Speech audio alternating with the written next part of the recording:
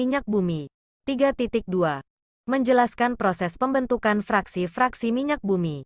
Teknik pemisahan minyak bumi, serta kegunaannya.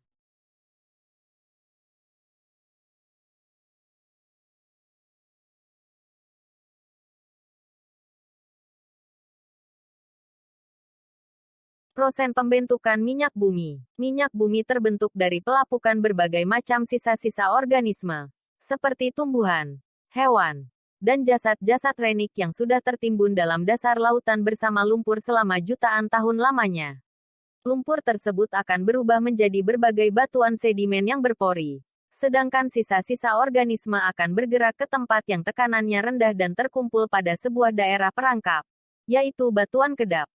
Gas alam, minyak, dan air akan terakumulasi sebagai deposit minyak bumi. Pada rongga bagian atas ada gas alam, sedangkan cairan minyak mengambang di atas deposit air. Teknik pemisahan minyak bumi. Untuk memperoleh minyak bumi, perlu dilakukan proses pengeboran. Minyak bumi yang ditemukan biasanya akan bercampur dengan gas alam. Minyak bumi yang telah dipisahkan dari gas alam berbentuk cairan kental hitam dan berbau disebut minyak mentah, crude oil. Minyak mentah ini masih belum bisa dimanfaatkan secara langsung. Oleh karena itu perlu dilakukan pemurnian, refining, dengan distilasi bertingkat. Prinsip distilasi ini adalah pemisahan komponen-komponen campuran berdasarkan perbedaan titik didih sehingga diperoleh kelompok-kelompok komponen dalam rentang titik didih tertentu yang disebut fraksi-fraksi.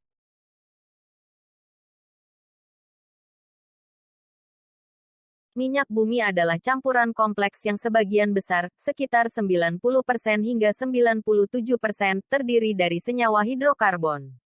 Hidrokarbon yang terkandung dalam minyak bumi terutama adalah alkana, sedangkan sisanya adalah sikloalkana, alkena, alkuna, dan senyawa aromatik. Komponen kecil lainnya selain hidrokarbon adalah senyawa-senyawa karbon yang mengandung oksigen, belerang, ataupun nitrogen.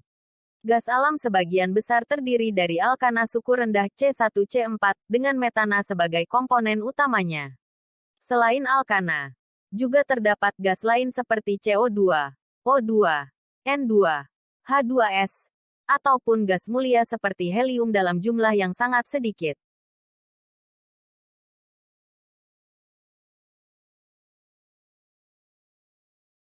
Kegunaan fraksi-fraksi minyak bumi. Gas untuk LPG, ether untuk pelarut, bensin untuk bahan bakar kendaraan bermotor, kerosin untuk bahan bakar jet, kompor, minyak solar untuk bahan bakar mesin diesel, minyak pelumas untuk oli dan pelumas, lilin untuk penerang, semir, residu untuk aspal sebagai pengeras jalan. Bensin merupakan bahan bakar kendaraan bermotor yang memiliki peran penting. Di Indonesia, tersedia beberapa jenis bensin, misalnya Premium, Pertamax, dan Pertamax Plus. Mutu bensin biasanya dinyatakan dengan bilangan oktan. Nilai bilangan oktan 0 ditetapkan untuk N-heptana yang mudah terbakar dan menghasilkan ketukan paling banyak.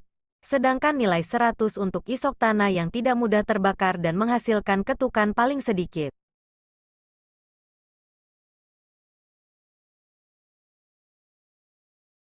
Contoh, Pertamax dengan bilangan oktan 92 akan memiliki mutu bensin yang setara dengan campuran 92% isoktana dan 8% N-heptana.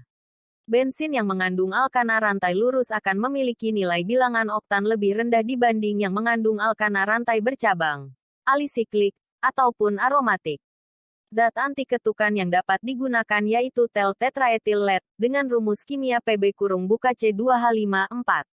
Namun, senyawa timbal Pb ini merupakan racun yang dapat merusak otak, sehingga penggunaannya dilarang dan diganti dengan zat anti ketukan lainnya seperti MTBE, metil tertiary butyl ether, ataupun etanol.